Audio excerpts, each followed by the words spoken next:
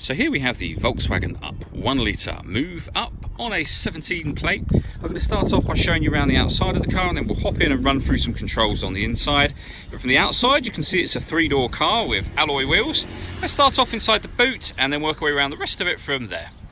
Okay, so as we approach the boot, you'll see that given the size of the car, the boot space is actually very good. This tray lifts up to reveal a huge amount of extra space underneath, and you can remove this tray entirely.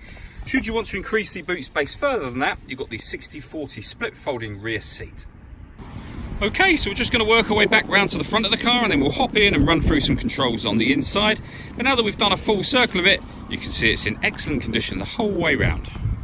Just briefly before we climb in, I think it's well worth seeing the interior from this exterior point of view. There's plenty to run through on the dashboard, so let's hop in and we'll do that right now.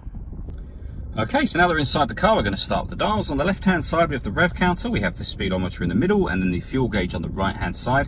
Also in the middle there, you can see the total miles for this car, which are 10,431. Working our way over into the centre, at the top we've got the air conditioning, so you can determine the temperature with this dial, fan speed with this one, direction of the air with that one, whether the car is bringing in fresh air from outside or recirculating the air that's inside the car. That's a great way of heating it up or cooling it down quicker, depending on obviously the temperature you set on this dial.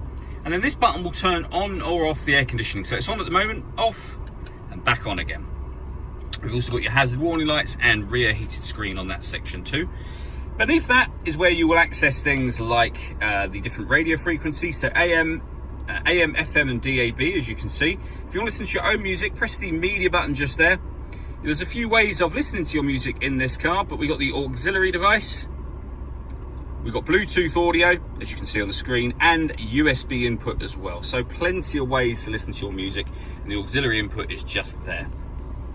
Working our way down from that, we have this tray section and the cup holder. This button will set the tyre deflation warning system.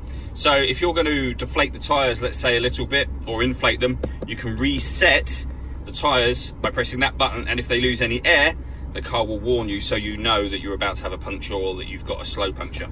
We have a 12-volt charging socket underneath that flap and a 5-speed manual gearbox. All that leaves me to say is thank you for taking the time to watch this video. If you'd like to come and see the car in person and have a test drive, please feel free to call any of our MJA sites. We'd love to hear from you soon.